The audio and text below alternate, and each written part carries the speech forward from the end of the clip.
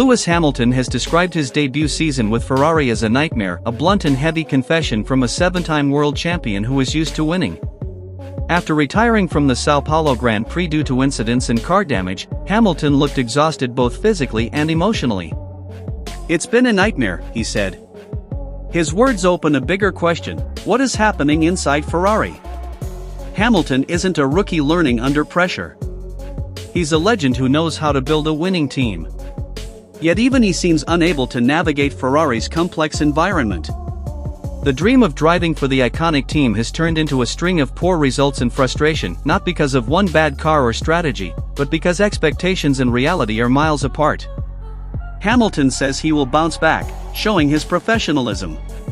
But after 21 races without a podium, it's fair to wonder whether the issue lies in him, the car, or the team's communication.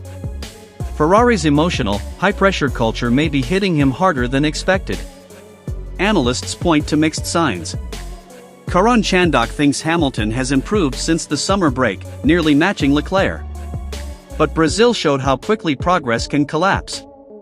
Jamie Chadwick called the weekend as bad as it gets, with Hamilton starting P13, getting caught in incidents, and retiring far from the winning dream he came for.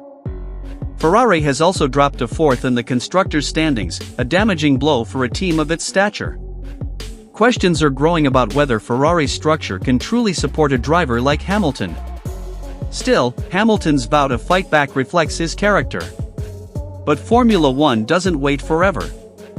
The pressure inside Ferrari will only rise. His nightmare isn't over, but he still has a chance to change the story if Ferrari can give him the stability he needs. Even the greatest can't win in a team that has lost direction.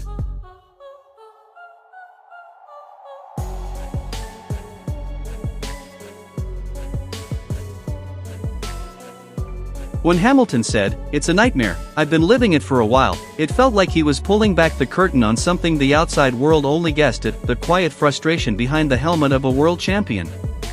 Nightmare isn't just about bad results on track, it's about feeling trapped in a situation that no longer aligns with his belief in himself. He came to Ferrari with fresh energy, hoping to start a new chapter, yet what he found was helplessness in the face of technical issues, chaotic strategy, and luck that keeps slipping away. The words also reveal his human side. The driver known for his iron mental strength is suddenly open about disappointment. There's irony in his comment about the dream of driving for this incredible team and the nightmare of the results we've had. Ferrari remains a childhood dream for many drivers, including him, but the reality is harsh. Ferrari carries weight, history, media pressure, and expectations of millions. Perhaps Hamilton is realizing that here, winning is not just about speed, but surviving the psychological storm that comes with the red suit. Yet underneath the frustration, there is still resistance. "Tomorrow I'll rise again, I'll keep training, I'll keep working with the team." Even now, he refuses to give up. This is the essence of a champion, someone who keeps fighting even when the path is unclear.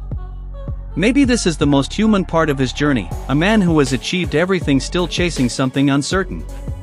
But the question remains, how long can that fire survive without real progress? When hard work doesn't match results, even the strongest motivation begins to wear thin. Will Ferrari listen to the warning signs in Hamilton's words, or drown in its own pride and tradition? In Formula One, adaptation is everything, and trust between driver and team often matters more than raw performance.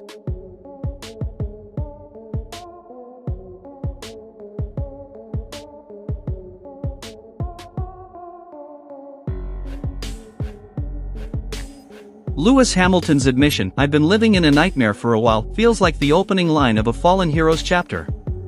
He arrived at Ferrari with hope, prestige, and the belief that the legendary red car would carry him toward a glorious final act. Instead, every race has become a test of patience, every corner a reminder that reality does not match the dream he chased. The Ferrari he imagined as a weapon of destiny now feels like a puzzle he can't solve, a machine that leads him deeper into uncertainty with every lap. When he says he's been enduring this for some time, it sounds like the voice of someone fighting battles no one else sees.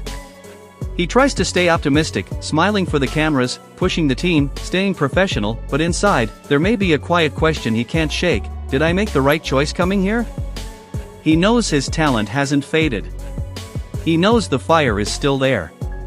But what if the car meant to elevate him is the very thing holding him back? Every time he looks at the prancing horse on the nose of his Ferrari, there must be a mix of pride and frustration. Ferrari carries history, pressure, and expectation, a combination that has challenged even the greatest. Many have arrived with dreams, not all have conquered the red beast. Now it's Hamilton's turn to face the same harsh reality. But this is also where champions reveal who they truly are. Hamilton keeps talking about fighting on, about rebuilding confidence, about trusting the process. He hasn't walked away.